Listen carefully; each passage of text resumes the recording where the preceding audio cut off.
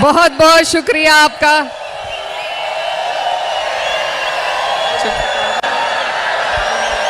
मैं फिर आऊंगी। आज बारिश है, 2 मिनट का वक्त चाहिए आपसे बस।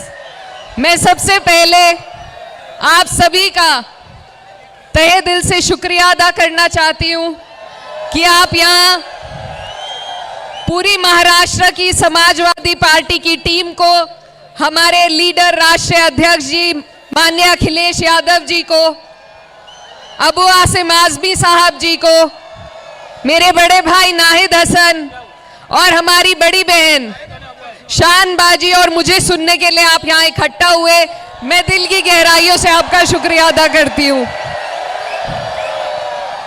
आपके यहाँ आकर बिल्कुल एहसास नहीं हो रहा कि हम घर से बहुत दूर चलकर आए हैं। ये भी बुनकरों की और मेहनत कशों की धरती है, और जहाँ से मैं आती हूँ वहाँ भी बुनकरों की और मेहनत कशों की धरती है। तो आप में आपका ये जो अपनापन है ये मुझे पूरा महसूस हो रहा है, और मैं यही कहना चाहती हूँ कि सिर्फ समाजवादी पार्टी वो पार्टी है जो हमेशा मेहनत कशों की लड़ाई लड़ती है। हमारे राष्ट्रीय अध्यक्ष जी, माननीय नेताजी, हमारे राष्ट्रीय अध्यक्ष जी, स्वर्गीय नेताजी हमेशा गरीबों की, वंचितों की, मुसलमानों की, पिछड़ों की लड़ाई लड़ते आए हैं, और इस मुहिम को महाराष्ट्र में भी जिंदा रखा है हमारी पार्टी की जिंदा दिल टीम ने, अबू आसिम साहब ने। और अब चुनाव का समय है, हम सब आज आपके बीच में आए हैं। आप जानते हैं कि कैसे लोग आज हमारे ऊपर बैठे हुए हैं, किस किस तरीके से हम पर जुल्म और सितम ढाए जा रहे हैं, हमसे हमारे सारे हक और अधिकार छीनने की कोशिश हो रही है। एक बहुत बड़ा गठबंधन आपके लिए बनाया गया है जो यहाँ पर चुनाव लड़ने जा रहा है, लेकिन मैं अपनी पार्टी के लिए आपको कहने आई हूँ कि हमारी पार्टी आपको सशक्त करने के लिए, आपकी मजबूती के लिए जिस तरीके से यूपी में जद्दोजहद कर रही है, उससे ज्यादा मजबूती से हम आपके बीच में महाराष्ट्र में मेहनत करने का काम करेंगे। तो मेरी बस आप सबसे यही अपील है कि ये जो वक्त है, ये जो सांप्रदायिक ताकतें हैं, ये हम पे तरह तरह के जुल्म करके हमें बांटना चाहती है, लेकिन हमारे आदरणीय नेताजी, हमारे राष्ट्रीय अध्यक्ष जी ने पीडीए का नारा उत्तर प्रदेश में दिया और आपने उसका परिणाम लोकसभा के चुनाव में देखा। इस सरकार के गुरूर को तोड़ने में सबसे अहम भूमिका अगर किसी ने निभाई है तो समाजवादियों ने निभाई है, हमारे राष्ट्रीय अध्यक्ष जी ने निभाई है। अब उसी मुहिम को आप लोगों को इसी जोश और जज्बे के साथ आगे लेकर के चलना है।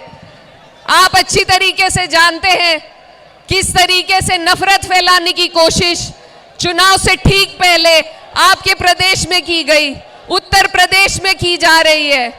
किस तरीके से वक्फ बिल ला करके हमसे हमारे अधिकार, हमसे हमारे हक छीनने की कोशिश की जा रही है। टावर से नीचे उतर जाओ, टावर से नीचे। तो ये जो चुनाव है ये बहुत अहम चुनाव है। इस लड़ाई को हमें बहुत मजबूती से, बहुत संजीदगी से लड़ना है। मैं ज्यादा वक्त नहीं लेते हुए बस ये कहना चाहती हूँ कि मेरी जो बड़ी बहन है यहाँ पर, आपकी जो होने वाली प्रत्याशी है इंशाअल्लाह, उनकी जिस हालात में शुरुआत हो रही है उन्हीं हालातों में कुछ मेरी भी शुरुआत हुई थी, और आप ही जैसे भाइयों ने, बड़े बुजुर्गों ने मुझे आशीर्वाद और प्यार दिया था और मैं आपकी बहन जीत कर आई थी।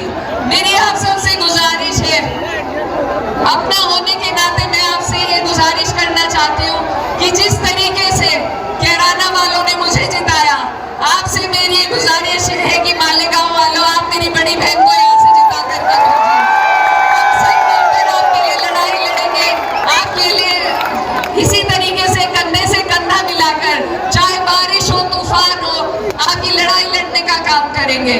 और अंत में सिर्फ ये कहना चाहती हूँ कि ये चुनाव सिर्फ चुनाव नहीं है, ये हमारे उसूलों की लड़ाई है, और उसूलों पर बात आए तो टकराना जरूरी है।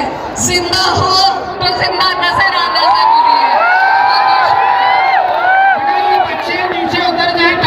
साथियों, आज इतनी बारिश के बाद भी आपका जमा होना और हमारे लीडरान का यहाँ आना इस बात का सबूत है कि मालेगांव नहीं पूरे महाराष्ट्र में अब तब्दीली आएगी और आप ये मालेगांव से शुरुआत हो रही है।